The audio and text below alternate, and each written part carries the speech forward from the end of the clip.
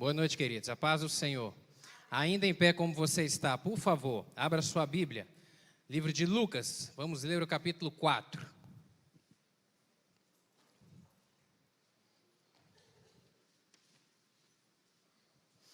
É uma alegria estarmos na casa do Senhor, para podermos exaltar e engrandecer o nome desse Deus, que tem todo o controle, toda a autoridade, todo o poder nas suas mãos, que é o nosso Pai. Lucas 4, a partir do verso 16 até o 21, diz assim a palavra do Senhor. E chegando-se a Nazaré, onde fora criado, entrou num dia de sábado, segundo o seu costume, na sinagoga, e levantou-se a ler. E foi-lhe dado o livro do profeta Isaías.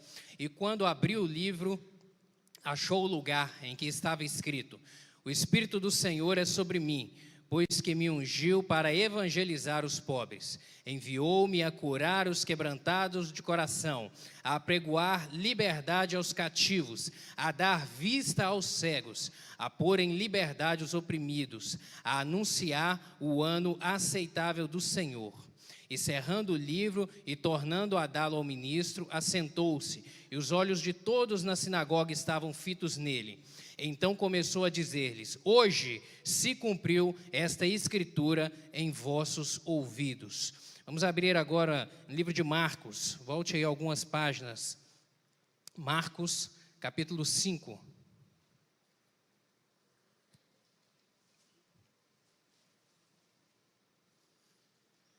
Marcos, capítulo 5, nós vamos ler do verso 1 ao 13. Diz assim: E chegaram à outra margem do mar, a província dos Gadarenos, e saindo ele do barco, lhe saiu logo ao seu encontro dos sepulcros um homem com espírito imundo, o qual tinha a sua morada nos sepulcros, e nem ainda com cadeias o podia alguém prender. Porque tendo sido muitas vezes preso com grilhões e cadeias, as cadeias foram por ele feitas em pedaços, e os grilhões em migalhas, e ninguém o podia amansar. E andava sempre de dia e de noite, clamando pelos montes e pelos sepulcros, e ferindo-se com pedras. E quando viu Jesus ao longe, correu e adorou-o, e clamando com grande voz, disse: Que tenho eu contigo, Jesus, filho do Deus Altíssimo? Conjuro-te por Deus que não me atormentes. Porque ele dizia: Sai deste homem, espírito imundo. E perguntou-lhe: Qual é o teu nome? E lhe respondeu, dizendo: Legião é o meu nome, porque somos muitos. E rogava-lhe muito que os não enviasse para fora daquela província. E andava ali pastando no monte uma grande manada de porcos. E todos aqueles demônios lhe rogaram, dizendo: Manda-nos para aqueles porcos, para que entremos neles. E Jesus logo lhe permitiu, e saindo aqueles espíritos imundos entraram nos porcos, e a manada se precipitou por um despenhadeiro no mar, e eram quase 2.000, e afogou-se no mar. Amém. Feche seus olhos, vamos orar. Pai querido, obrigado pelo privilégio que é estarmos na casa do Senhor. Obrigado, meu Deus, porque a Tua presença nos atraiu a este lugar. Somos atraídos aqui, meu Deus, pela presença do Senhor, porque buscar ao Senhor, nos reunir para poder buscar ao Senhor é um privilégio tremendo, porque sabemos o Deus, conhecemos um Deus, ó Pai, a quem servimos, que é um Deus de amor, de misericórdia e de graça, um Deus poderoso. Meu Deus, e nessa noite que vamos meditar agora na Tua palavra, lhe peço, fala conosco, Espírito Santo, fala aos nossos corações, queremos ouvir a Tua voz neste momento. Eu lhe peço graça do Senhor sobre a minha vida para transmitir essa palavra. Meu Deus, e que ela chegue aos ouvidos, ó Deus, e aos ouvidos do coração de cada um desses queridos. Meu Deus, que o Teu Espírito Santo ministre ao coração de cada um deles nesta noite. É o que eu lhe peço em nome de Jesus. Amém. Tome seu assento, querido. Fique à vontade. Há poder no nome de Jesus. Amém? Há poder no nome de Jesus. Esse nome tem poder no céu e tem poder na terra. E é sobre isso que eu quero compartilhar com você nessa noite. Sobre o poder e a autoridade que há no nome de Jesus Cristo, onde todas as coisas são subjugadas a Ele, onde Ele tem a autoridade, o governo e o controle sobre todas as situações. Não sei como você chegou nessa noite, de repente com o coração um pouco angustiado, atordoado na mente, no espírito, mas eu quero te dizer que nessa noite, Ele tem todo o poder para transformar, para modificar e para reconstruir coisas na sua vida. Há poder nesse nome. No texto de Lucas, a gente viu aqui que Jesus entrou na sinagoga. Ele levanta e lê o livro do profeta Isaías. E ele lê uma profecia que está registrada lá em Isaías capítulo 61, verso 1 e 2, que diz que o Espírito do Senhor está sobre mim, que diz que ele foi ungido para poder apregoar libertação, para apregoar a mensagem da palavra, o ano aceitável do Senhor, para pôr em liberdade aqueles que estavam cativos, para curar os enfermos, para trazer libertação. Jesus foi ungido por Deus para isso, ele era ungido para isso. Ele era o Messias prometido e o Messias esperado pelos judeus. O Messias, a palavra Messias significa no hebraico ungido, e no grego significa Christos, Jesus Cristo, Jesus. O nome Jesus é a transliteração grega do nome Josué, que significa Salvador. Jesus Cristo significa Salvador ungido. Salvador ungido, essa é a tradução do nome do nosso Senhor Jesus. E ele era o Messias prometido, o Messias que há muitos anos atrás já havia a promessa, os profetas já falavam: olha, virá, o Messias virá, o libertador virá para operar, para trazer transformação há muitos anos, e essa profecia veio se cumprir através do Salvador ungido. Unção significa o poder, capacitação divina para poder realizar algo. Jesus estava coberto de unção. Jesus estava revestido da unção do Senhor para operar milagres, para operar. Ele veio para poder colocar em liberdade cativos, transformar a vida, curar enfermos, demonstrar o poder de Deus na terra. Foi para isso que ele se manifestou. Foi para isso que ele veio. E a vinda de Jesus significa a encarnação do próprio Deus. É o próprio Deus que se encarnou em homem e caminhou por essa terra. É o Filho de Deus. É o próprio Deus presente nesse lugar, caminhando sobre essa terra.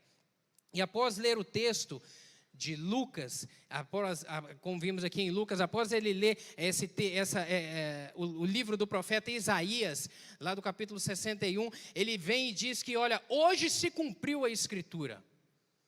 Hoje se cumpriu. O Messias está aqui hoje. Hoje foi cumprida essa palavra. E mais do que cumprir, e mais do que dizer, e mais do que falar que aquela profecia havia se cumprido, ele de fato cumpriu-a na sua conduta, nos seus atos. Ele não só declarou que estava cumprida aquela profecia, mas que ele a cumpriu pelo tempo que ele caminhou aqui nessa terra. Como o próprio texto diz, ele a cumpriu. Essa profecia, por quanto se cumpriu, meu querido. A profecia da vinda do Messias há mais de 2000 anos atrás. E ela se cumpriu pelos feitos do Senhor Jesus nessa terra. Quando a gente lê aqui os evangelhos, a gente vê quão maravilhosa foi a obra de Jesus Cristo. O quanto ele fez, o quanto ele operou, quantas pessoas foram curadas, quantas pessoas foram libertas de cativeiros, quantas pessoas foram libertas de obras do maligno, da opressão do mal. Quantos milagres Jesus operou nessa terra? Inúmeros, e tantos que no Evangelho de João, no último versículo, o apóstolo João, ele diz que se fossem escritos todos os livros, se fossem escritos em livros, todos os milagres que Jesus realizou, não caberia na terra esses livros. Seria impossível da terra conter os livros sobre os escritos a respeito do que Jesus fez. Na Bíblia aqui está relatado apenas algumas coisas, mas a obra por ele realizada foi inúmera, foi muito maior, foi muito abrangente, muito mais do que a gente pode pensar ou imaginar, foi a obra de Jesus Cristo nessa terra. E o que nos dá alegria e o que anima a nossa fé é não somente olhar para a Escritura e rememorar o passado a respeito dos feitos de Jesus. O que nos alegra, meu querido, é saber que Ele está conosco hoje. Amém? Porque a promessa dEle para nós é essa: eis que estou convosco todos os dias, até a consumação dos séculos, até o final da caminhada, é a promessa dEle de estar conosco. Então o que nos anima, o que nos alegra é isso, é de saber que Ele está entre nós hoje, para destruir as obras do diabo, para pôr em liberdade qualquer um que esteja preso em cadeias, qualquer um que esteja preso por grilhões. Meu querido, não há razão para ficarmos em cativeiro, não há razão para você ficar preso em algum cativeiro, em algum grilhão, porque para isso Ele veio, para nos pôr em liberdade, amém? Para trazer libertação, para desfazer toda e qualquer obra do maligno, toda e qualquer resistência do mal. O poder do nosso Deus, o poder de Jesus Cristo, Ele é inesgotável. Ele é inesgotável, Ele é imensurável e Ele continua tão poderoso hoje quanto foi naquele tempo. Tão poderoso quanto foram as obras, como foi o poder operado por Jesus Cristo, os grandes feitos que Ele realizou, o poder dEle continua sendo o mesmo hoje. Ele não envelheceu, Ele não ficou mais fraco, Ele não ficou caduco, Ele não ficou ultrapassado, como alguns pensam. O Evangelho é coisa para caduco, é coisa para velho. É o poder de Deus para operar libertação nas nossas vidas. É o poder de Deus para transformar as nossas vidas. Isso sim é o Evangelho. E não importa o estado, meu querido. Quando a gente medita em textos como esse, e a respeito do poder do nome de Jesus Cristo, não importa o estado em que a gente esteja vivendo. Não importa como esteja a sua casa. Não importa como esteja a sua família, não importa como esteja seu casamento, não importa como esteja a sua saúde, não importa como esteja as suas finanças, não importa como esteja seu coração. Ele veio para trazer libertação, Ele veio para transformar, Ele veio para quebrar, para pôr em liberdade, para nos tirar de todo e qualquer cativeiro, de toda e qualquer prisão, de toda e qualquer obra do maligno que queira nos aprisionar e nos impedir de caminhar. O texto de Marcos, que nós lemos por último aqui no capítulo 5, nos mostra que não há causa perdida para o Senhor. Não há causa perdida para o Senhor. Não há área da sociedade em que Ele não possa atuar. Não há enfermidade que Ele não seja capaz de curar. Não há homem que Ele não possa alcançar. E não há circunstância ou realidade que Ele não possa transformar. Amém? Não há nada que Ele não possa fazer, meu querido. Em Marcos 5 nós vemos aqui que Jesus chega à terra dos Gadarenos. Em outras versões fala Gesarenos. E ele encontra um homem possesso de demônios. Um homem que vivia uma situação precária. Um homem que vivia à margem da sociedade. Uma criatura desprezível, completamente desprezível, abandonada pela sociedade, vivendo de forma degradante e completamente sem esperança. Esse homem era o símbolo da desgraça na vida de uma pessoa. Ele vivia uma vida arruinada. Ele não vivia, na verdade ele sobrevivia. Ele sobrevivia, uma vida completamente arruinada, acabada, mas ele encontrou com Jesus. Ele encontrou com Jesus e teve a sua vida completamente mudada. E a profecia dada pelo profeta Isaías, e que Jesus vem aqui em Lucas e declara que ela se cumpriu na vida dele, ela é manifesta através do feito de Jesus na vida desse homem. O que ele operou na vida desse homem, transformando a realidade dele. Ao encontrar Jesus, meu querido, a realidade desse homem foi completamente mudada. E esse é o nosso Deus. Esse é o nosso Deus, esse é o nosso Salvador, é aquele que peleja por nós. Por isso hoje, meu querido, eu quero te dizer que não há motivo para você temer. Não há motivo para você temer situação alguma, temer derrota alguma, porque por nós peleja um Deus que tem toda a autoridade no céu e autoridade na terra, que tem todo o poder, que tem o controle de toda e qualquer situação. Amém, meu querido? Ele é poderoso, Ele é poderoso. E vemos na vida desse homem as formas de problemas que encontramos na sociedade. As formas de problemas que nós encontramos na sociedade e também na vida das pessoas. Nós vemos aqui no quadro desenhado, narrado aqui por Marcos, na vida desse homem. Esse homem é a figura de uma pessoa que possui problema social, problema financeiro, problema emocional, problema psicológico, problema físico, problema espiritual. Esse homem, ele possuía todo e qualquer tipo de problema. Quando uma pessoa está má, está numa situação ruim, geralmente a gente usa a expressão no fundo do poço, né? O cidadão está no fundo do poço. Eu estou no fundo do poço. Significa que está acabado, que está ruim. Mas quando a gente olha para a vida desse homem aqui, o fundo do poço é pouco para ele. Tem que cavar mais uns 10 metros para baixo para poder tentar mensurar a realidade da vida desse homem. Completamente acabado, uma criatura sem qualquer valor moral, sem qualquer valor social, degradada física e espiritualmente, uma causa perdida. Esse homem era uma causa perdida. Ninguém dava nada por ele. Ninguém dava nada por ele. Mas ele foi achado pelo Senhor.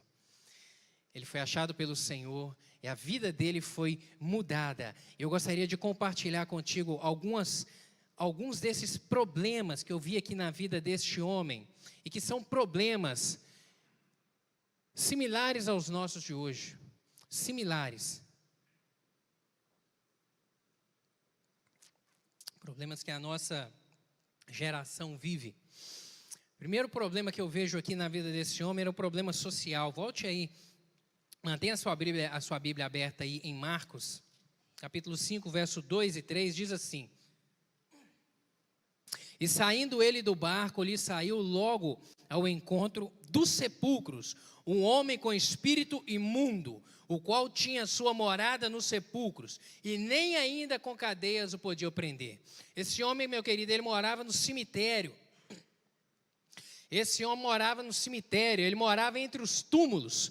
Ele vivia entre os túmulos, ele dormia em cima de túmulos, ele dormia do lado de cadáver, ele dormia do lado de corpos em decomposição. Esse era o estado em que esse homem se encontrava. Esse era o convívio diário desse homem. Um homem ele é a figura de uma pessoa completamente abandonada pela sociedade. Ninguém queria ficar perto desse homem, ninguém queria relacionar com esse homem. A sociedade, na verdade, queria que ele ficasse o mais distante possível. Ele era a figura de alguém completamente abandonado, esquecido, alguém deixado de lado. Como, por exemplo, hoje nos nossos dias, mendigos. Ninguém quer relacionar com eles. Por vezes ninguém quer sentar junto, estar junto. Esse homem é a figura de pessoas assim dessa maneira. Mas graças a Deus, porque alguns têm misericórdia, como a Missão Vida, que abriga, que acredita na restauração, não pela obra social, mas acredita na restauração pelo poder do Espírito Santo, pelo poder de Deus para operar libertação e transformação na vida do homem. Esse homem também a gente vê aqui no contexto dele alguém que vivia sérios problemas financeiros, porque esse homem não trabalhava. Ele vivia no cemitério, dia e noite no cemitério. Ele não tinha um emprego, ele não tinha um trabalho, ele não tinha renda, ele não tinha com o que se sustentar. Esse homem certamente ele vivia de algum resto de comida que alguém dava para ele.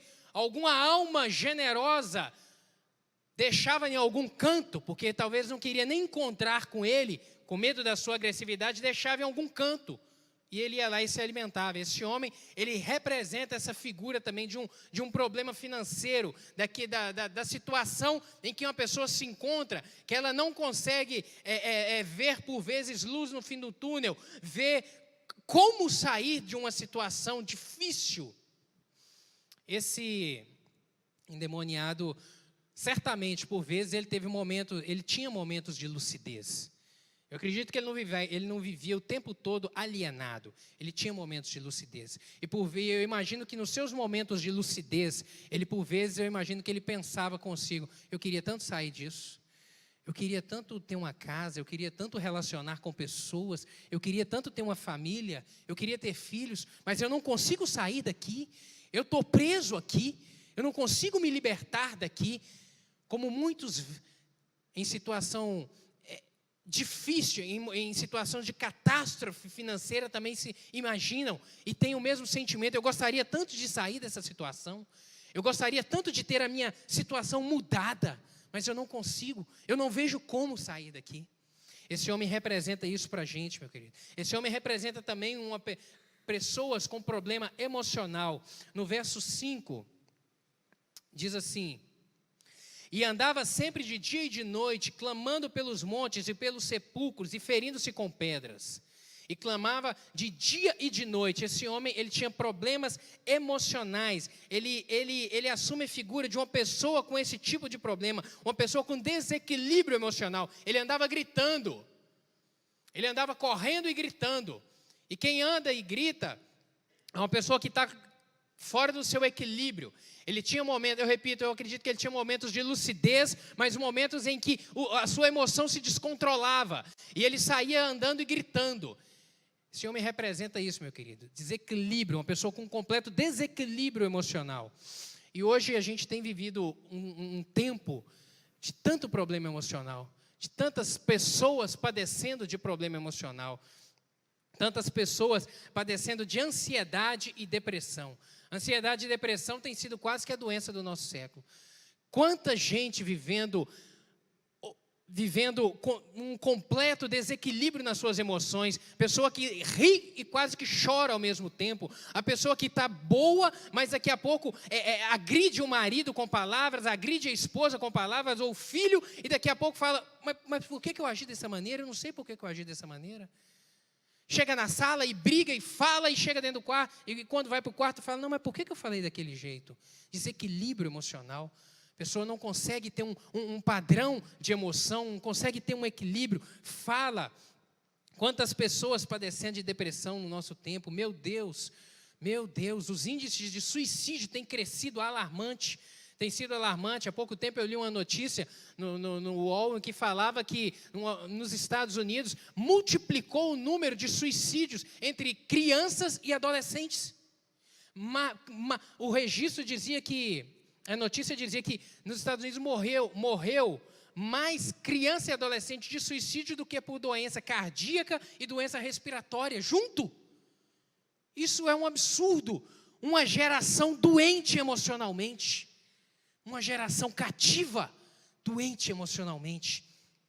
Meu Deus, milhares de pessoas com problemas de relacionamento conjugal, de relacionamento social, problemas no trabalho, tudo por conta do emocional desequilibrado. Tudo por conta do emocional desequilibrado. Milhares de pessoas são dependentes de remédios, ansiolítico, antidepressivo, vivem tomando remédio para manter o controle, o equilíbrio das suas emoções. Porque isso está lhe faltando. Porque isso lhes falta. Meu Deus, esse homem não tinha controle sobre as suas emoções, não tinha. E é um problema que ele afeta todas as classes sociais. O desequilíbrio emocional, a depressão, a ansiedade, hoje a gente vê que ela assola tanto o pobre de baixa renda, a classe D e E, como assola também a classe A e a classe B, assola todos, assola o negro, assola o branco, o pardo, assola todos, porque a nossa geração é uma geração que tem vivido com um desejo de obter, um desejo de ter, um desejo de querer, e isso tem causado ansiedade, e esse descontrole na emoção tem gerado a depressão. Um outro problema corriqueiro que a gente tem visto nos nossos tempos, síndrome do pânico. Quanta gente padecendo desse mal, quanta gente vivendo cativa desse mal, que tem um medo que aprisiona a pessoa e deixa a pessoa estagnada, que ela não consegue prosseguir, ir adiante na vida, não consegue trabalhar, desenvolver as suas funções, porque está presa, tem medo. Medo. Pessoas com tristeza, pessoas com angústia. Quanto temos visto isso nos nossos dias? Pessoas padecendo de tanta angústia, de um sofrimento que não acaba.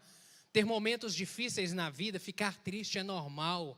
Isso é normal. Agora, uma tristeza que ela não passa, uma tristeza que não acaba, uma tristeza que não é vencida, isso não é normal. Isso é um desequilíbrio emocional. Uma geração doente, a gente tem visto isso. Esse homem também, a gente vê aqui no verso 5, que ele também é um homem que possuía problema psicológico. E andava de dia e de noite, clamando pelos montes e pelos sepulcros e ferindo-se com pedras. Ele assume a forma de alguém que tem problema psicológico, pois ele pegava cacos e se rasgava. Ele rasgava o próprio corpo, ele retalhava o seu próprio corpo. E não há um sinal mais flagrante e manifesto de um descontrole psíquico de uma pessoa do que ela tentar contra a sua própria vida. Não há. E esse homem tentava contra a própria vida, ele se retalhava. Esse homem representa isso para a gente também, era uma pessoa doente mental. Ele representa pessoas com desequilíbrio mental, psicopatia, esquizofrenia, pessoas doentes da mente. Esse homem também revela isso para a gente. Doenças que a medicina não encontra cura. Toma-se remédio para poder tentar apaziguar, para tentar controlar um pouco o ânimo, o ímpeto da pessoa, mas que não cura. A gente vê também nesse homem a manifestação de alguém que tem problema físico. No final do verso 5 aqui, diz: e andava pelos montes ferindo-se com pedras. Ele se feria com pedra. Esse homem era um homem doente. Esse homem era um homem machucado. Esse homem, ele assume a forma de uma pessoa doente no físico, pois o seu corpo estava todo machucado. Esse homem estava cortado, esse homem sangrava, esse homem certamente tinha a sua carne por vezes necrosada, esse homem cheirava mal, esse homem tinha infecções no seu corpo, ele tinha pus no seu corpo, esse homem era um homem doente. E ele traz a figura para a gente hoje de pessoas também que padecem de enfermidade, de pessoas que andam doentes, pessoas que andam aprisionadas, que consomem todo o seu recurso financeiro e todo o seu tempo em busca de cura, em busca de uma solução de uma enfermidade, cura de uma enfermidade. Pessoas que andam de médico em médico, pessoas que andam de remédio a remédio e que não consegue, e que anseia por uma cura, mas que não alcança. Esse homem demonstra isso para a gente, revela para a gente pessoas dessa maneira, pessoas completamente escravas de dor, escravas de sofrimento, pessoas cativas por enfermidades que a medicina não tem cura, que a medicina não acha cura, que a medicina não encontra cura. E por último, esse homem também mostra para a gente alguém que padece de problema espiritual. Verso 2 e verso 9, acompanha aí por favor. Diz assim no verso 2: e saindo ele do barco, lhe saiu logo ao encontro dos sepulcros um homem com espírito imundo. E verso 9, e perguntou-lhes qual é o seu nome, e lhe respondeu dizendo: Legião é o meu nome, porque somos muito. Eu queria desse homem, ele assume a figura de pessoa com problema espiritual, pessoa com possessão demoníaca, com pavor, com maldição, macumbaria, bruxaria, ocultismo. Inúmeras pessoas vivem atormentadas por espírito imundo. Inúmeras pessoas vivem atormentadas por espíritos malignos, que causa tormento na vida das pessoas, vozes, vultos, visões, pesadelos. Pessoa que deita para dormir, acorda no meio da noite com pesadelos, não consegue descansar. Pessoa oprimida pelo diabo, que vive numa angústia sem fim, que vive ouvindo vultos, que vive vendo vultos e ouvindo vozes. Coisas do maligno, pessoas que vivem atormentadas. Misericórdia. Há pessoas que possuem problema social, financeiro, psicológico, emocional, problema de saúde, tudo em decorrência de questão espiritual, amarrado pelo diabo, por alguma obra do maligno, amarrado, pessoas aprisionadas pelo maligno. Meu querido, esse gadareno, ele era um caso perdido. Ele possuía todas as formas de problema em si. Por isso que eu disse no início que esse homem, ele não estava no fundo do poço, ele estava abaixo do fundo do poço. Esse homem estava vivendo numa completa ruína, a completa ruína na sua vida. Ele era um incontrolável. Verso 3 e verso 4 a gente viu isso. Ele era incontrolável. Esse homem, ele era irrecuperável. Completamente irrecuperável. As pessoas, os gadarenos, as pessoas da cidade certamente olhavam para esse homem e falavam: esse aí não tem jeito não. Esse homem não tem conserto. Esse é completamente alienado. Isso é um caso perdido. Esse homem não vai dar em nada. Esse homem vai morrer daqui uns dias. A morte talvez seja a solução para o tormento dele. Esse homem era completamente irrecuperável. Contudo, ele encontrou Jesus. Ele encontrou Jesus, ele encontrou Jesus, aquele que veio para destruir as obras do diabo, para pôr em liberdade o cativo, para pregoar o ano aceitável do Senhor, para curar enfermos, para demonstrar o poder de Deus na terra. Esse homem encontrou Jesus Cristo, aquele que tem o poder e a autoridade de transformar toda e qualquer situação, aquele que não existe limite, que não conhece barreira, porque no seu nome há poder no céu e há poder na terra também, para transformar qualquer situação.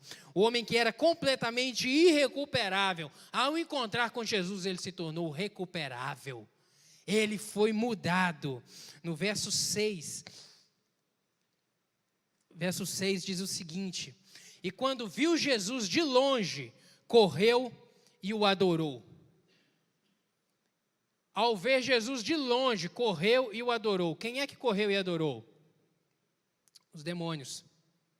Os demônios viram Jesus de longe, e aquele impeliu aquele homem a sair correndo e se prostrar diante de Jesus e o adorar. Ao ver Jesus, os demônios o adoraram, significa que eles se prostraram perante Jesus e reconheceram Jesus Cristo como Filho de Deus. E as obras malignas, meu querido, elas são dessa maneira. O maligno, ele é dessa maneira. O diabo tem poder? Tem. O diabo tem poder. O diabo, ele tem poder. Mas o seu poder não é absolutamente nada. Ele é absolutamente insignificante perante a majestade do nosso Deus, perante a autoridade do nosso Deus, perante a autoridade do nome de Jesus Cristo. É absolutamente insignificante. Por isso ele saiu correndo e se prostrou e o adorou, porque reconheceu que o Senhor Jesus era muito maior, a autoridade dele era muito maior. E seja qual for o seu problema, meu querido, materializado, seja qual for ele, da forma como eu disse aqui, seja se for de esfera emocional, psicológico, social, financeira, seja qual for o seu problema, seja qual for a situação, perante o Senhor ele tem que se dobrar. Perante a autoridade do nome de Jesus Cristo, ele tem que se dobrar, porque sobre os pés do nosso Deus está a autoridade para transformar qualquer situação. O verso 8 diz assim: Jesus disse, porque ele dizia: sai deste homem, espírito imundo.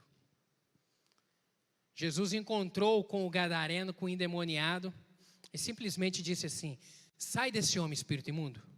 Jesus não precisou de fazer um ritual, Jesus não precisou de criar um método, Jesus não precisou de auxílio, Jesus não precisou de força de ninguém, ele simplesmente disse: sai desse homem. Bastou uma palavra. Bastou uma palavra de Jesus para poder transformar toda a situação degradante, toda a situação de desgraça que era a vida daquele homem, em um homem completamente transformado e recuperado. Bastou uma única palavra, e aquela multidão de demônios que aqui nós vimos, que nós lemos aqui, era uma legião, era uma multidão de demônios. Bastou uma palavra do Senhor para poder todos saírem. Autoridade para ter a sua vida completamente transformada. E para nós encerrarmos, verso 14 e verso 15, diz assim: e os que apacentavam os porcos fugiram e anunciaram na cidade, nos campos, e saíram muitos a ver o que era aquilo que tinha acontecido. E foram ter com Jesus e viram o endemoniado, o que tivera a legião, assentado e vestido e em perfeito juízo.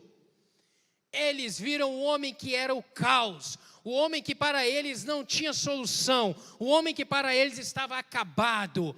Eles encontraram esse homem sentado, vestido e em perfeito o juízo, e certamente com o seu corpo, com as suas chagas, totalmente saradas. O homem foi liberto, ele teve a sua vida transformada, ele teve a sua sorte mudada. Esse homem foi curado pelo poder do nome de Jesus Cristo, pela autoridade de Jesus Cristo, pelo poder do nosso Deus.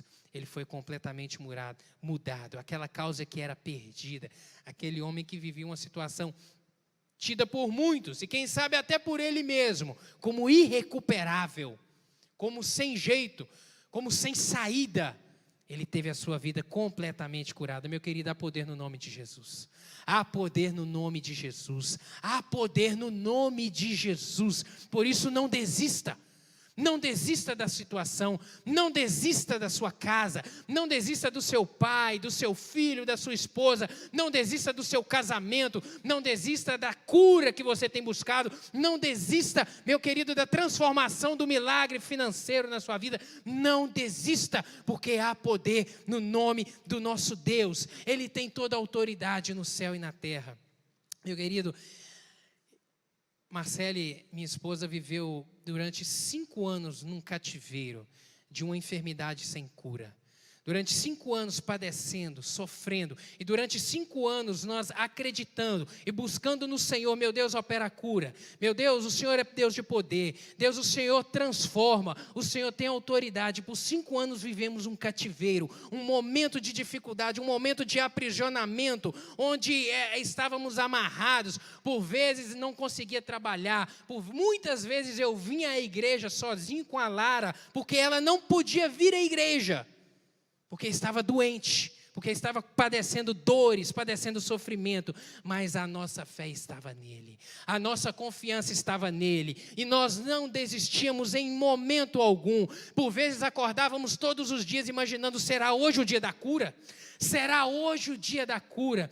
E eu digo isso com muita alegria, porque esse mês, dia 24 de agosto, completou 1 ano que ela foi curada. 1 ano da libertação. 1 ano em que a gente olha para trás e fala: meu Deus, obrigado, porque o Senhor continua sendo o mesmo Deus que tem poder no céu e na terra, o Deus que tem o controle de toda a situação. Por isso não desista, meu querido. Não desista da situação que você está vivendo. Não desista de buscar. Não desista de clamar. Porque esse mesmo Jesus, que há 2000 anos libertou esse gadareno, ele está aqui hoje para poder transformar a sua vida. Amém? Eu gostaria de orar por você. Você que de repente se viu em algum desses problemas aqui que esse gadareno enfrentava. Seja qual for a natureza do seu problema. Se você de repente já está pensando que não tem mais solução, ou as pessoas do seu lado estão dizendo: olha, isso aí não tem solução mais não, isso aí já é um caso perdido. Em nome de Jesus, fique em pé. Se você está numa situação como essa, eu gostaria de te convidar a ficar em pé e nós vamos orar, porque eu creio em milagres. O nosso Deus é um Deus de milagres. O nosso Deus, ele continua sendo o mesmo ontem, hoje, ele continuará sendo para sempre o Deus que tem toda a autoridade. E em nome de Jesus, creia, confie, deposite a sua fé no Senhor e fala: meu Deus, eu creio, Jesus Cristo foi o mesmo ontem e é hoje, e como o Senhor operou e transformou aquele homem, o Senhor tem poder para transformar essa situação na minha vida hoje. Deus, obrigado pela palavra do Senhor, obrigado porque essa palavra, meu Deus, ela é a verdade, ela nos instrui no caminho da verdade, meu Deus, e essa palavra nos revela um Deus que tem poder, há poder no nome de Jesus, há poder no nome de Jesus para transformar toda e qualquer situação, para quebrar e desfazer toda e qualquer amarra, todo e qualquer grilhão, para libertar da cadeia, meu Deus, para transformar, meu Deus, em nome de Jesus. Nessa noite eu clamo a intervenção, meu Deus, poderosa do Senhor. Meu Deus, quantos irmãos estão vivendo aqui em cativeiro? Meu Deus, quantos aqui estão vivendo momentos de sofrimento, momentos de angústia? Meu Deus, mas há poder no nome de Jesus Cristo. Eu lhe peço a intervenção do Senhor nessa noite sobre a vida desses queridos, para pôr em liberdade e para operar o milagre, porque o mesmo Deus que foi ontem é o mesmo Deus de hoje. Em nome de Jesus, amém, amém. Deus abençoe, meu querido pastor.